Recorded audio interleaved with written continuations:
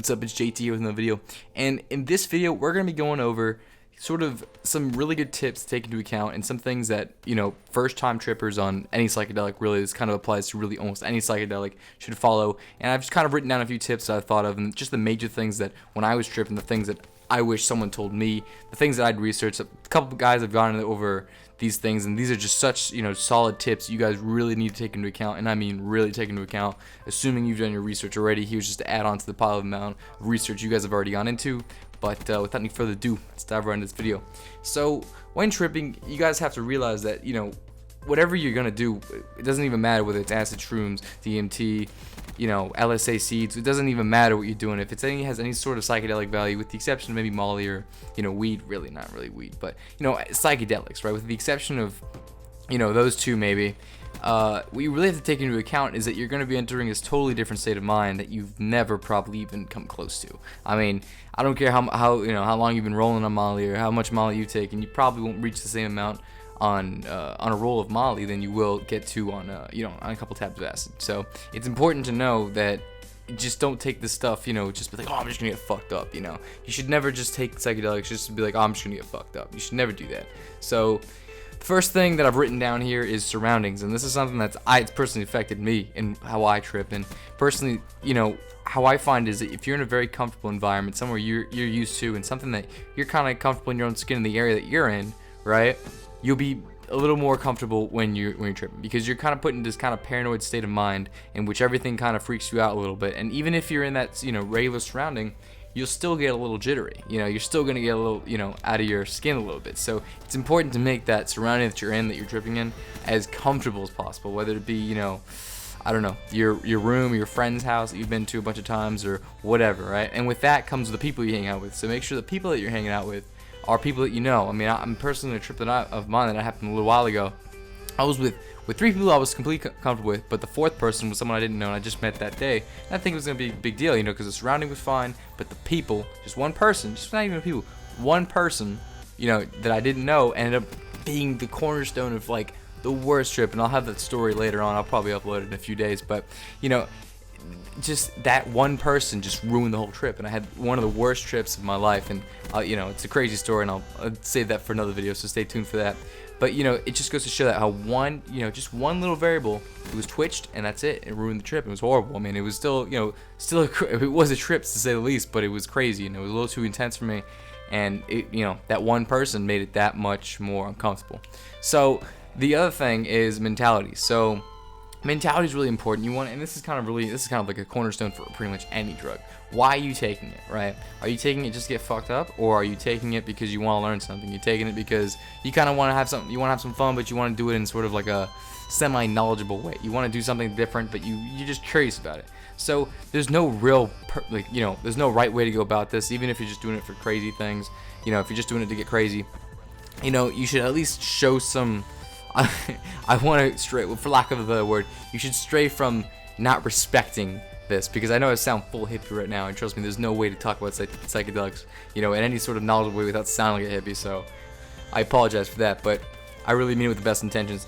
But, you know, so there's no way to just, there's no right way to take it, but if you're gonna take it anyway, you should at least be knowledgeable about why you're gonna take it. So, and don't take it, this is probably the number one reason, never ever take it just for some emotional problem. If you have anything going on in your life that's emotionally wrong, right, you shouldn't take any psychedelics. You just shouldn't, because it's just a bad trip waiting to happen. Unless you're experienced. If you're an experienced tripper and you tripped a few times, whatever, you know, maybe more than a few times, then, you know, then maybe, and you're really trying to learn something from it, and you're kind of used to the feeling you get from it, etc., then maybe that's your call. But by then, you probably wouldn't be able to, you'd be able to make that call on your own. But for people who, I'm really making this video for beginners, or people who are, you know, contemplating whether or not to trip or not, you know, you really shouldn't do it if you have any sort of problems whatsoever going on in your life. You know, whether it be something small or big, or something that's kind of going on in your mind before you trip. It could be something small, but it annoyed you, you know, that day. Don't just stay for that day. Wait till your mind's completely cleared. You're excited to take it, and that's it. You know, you should do that. So going with the best intentions and going with a clear mind, you know, and going relaxed. You know, that's another thing. So another thing that I mean, this is something I do. It's not really mandatory. I mean, I've pretty much covered the bigger ones, but probably this is pretty important, is make a goal. You know, like what I do, and there's been multiple research studies done on how psychedelics can help people get off their tobacco addictions or get off any sort of addictions they've had. And there's been numerous studies. I'll probably leave a few links below, and you guys can look at the studies yourself.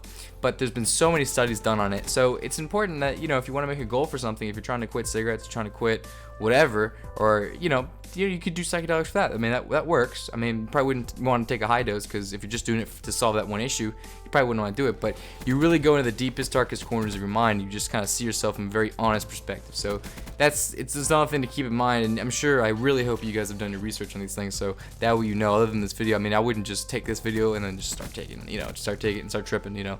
Look at other things and just kind of look around. So that's pretty important. And then the final thing I want to go over is make sure your stuff is as pure as possible. Now, I've seen a few videos of people talk about buying test kits, and here's the reality. The reality is most people aren't going to buy test kits. Unfortunately, that's just how it is. I personally never bought them, and that's, you know, that's my bad. And trust me, I've taken bad acid before, and it's no fun. And I kind of wish I would have bought one. And I'm actually thinking about investing into one now. But the only surefire way is to buy a test kit. And I'll leave a link below about some test kits that, you know, some other guys in some other videos have commented saying that they were good. But personally, I'm definitely going to invest in one soon, but I definitely recommend it for you guys to do it in the future as well. But realistically, if you're not going to buy a test kit and you plan on taking this stuff, there's a few things that I can point out to you guys that are probably pretty important, right? And probably there's a few little pointers. So if you're going to get off a dealer, right? If you're doing this and you don't live in Amsterdam, or you don't live in any one of those places where it's legal, or I'm not really sure if it's even legal. Well, yeah, psychedelics, sure.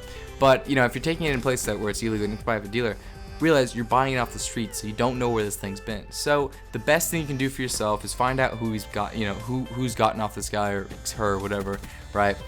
Find out, you know, just who has it, and ask him if it's good. You know, I wouldn't necessarily do it if it's especially if it's your first time and you don't even know the person. Like if you just met the person, you just got from a friend of a friend of a friend of a friend's cousins, whatever, right? And then you don't have no one to vouch for it, and then you just take it. I wouldn't do that. It happened to me, and the first time I did that, it ended up being a bad experience. Another story for another time, so stay tuned for that.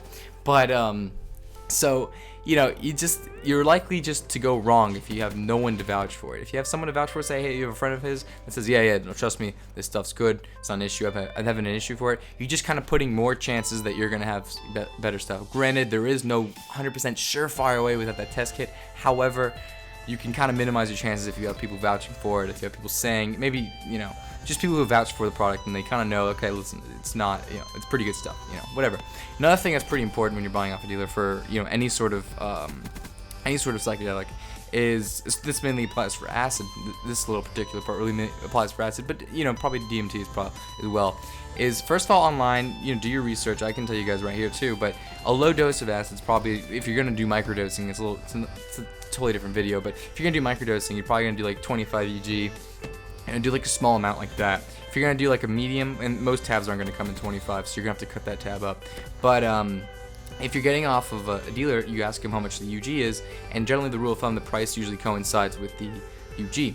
So, you know, if you're gonna get like 100 UG tab, that's probably like a regular tab. And if you just take that one tab and you follow everything that I've said here, and your mind's clear, the surroundings good, you know, you have some people to vouch for the thing, perhaps, hopefully you maybe tested it, you know, then, you know, you're probably you're pretty set if you take that one tab, you know, you'd be good. And that's a pretty standard dose. It's a great beginner dose. I personally didn't do that for my beginner thing, which is kind of stupid, but it ended up working out for me. Just, you know, luckily it did. But you know, 2 tabs. Now you're looking at maybe anywhere from 200 to 225 to 250, maybe even 300 if they're 150 tabs. So you have to ask your dealer. Make sure you find that out, because I mean, this is very centralized towards acid and maybe DMT, but it's important you find out how much they're dealing, because if you don't ask, they're not going to tell you. You know, they don't really give a shit, and especially if you give off that mentality that you don't even know anything about it, then more likely they're going to rip you and they're going to give you something that's not real or whatever. So that's why it's important, the couple points that I made before, that you make sure it's as pure as possible, because if you don't, you run that risk of having not only a horrible trip, but possibly risking your health. And you don't want to do that. You want to be as safe as possible when you're doing this stuff. That's why I'm making this video, because I want you guys to be as safe as possible out there when you're doing these things. And, you know, it's just really important to be able to, you know, kind of go into that state of mind, enjoy it, and enjoy it safely. You know, so that's pretty much, I've given my 2 cents about this topic here, and I'll definitely be doing one for, you know, for smoking maybe, and maybe a few other things as well. But that's enough of me, guys, and I'll see you guys in the next video. If you guys enjoyed the video, thought I missed out on anything, be sure to leave a comment. You know, this YouTube stuff has been going great so far. I mean, I'm still in the beginning of this stuff, and I gotta say, it's been a lot. It's been getting easier, so you know, I'm getting a little more used to it. But if you have anything, any suggestions, whatever, be sure to leave it down in the comment. You know, whatever. If you guys enjoyed the video, leave a like, comment down below, and subscribe. See you guys in the next one. Peace.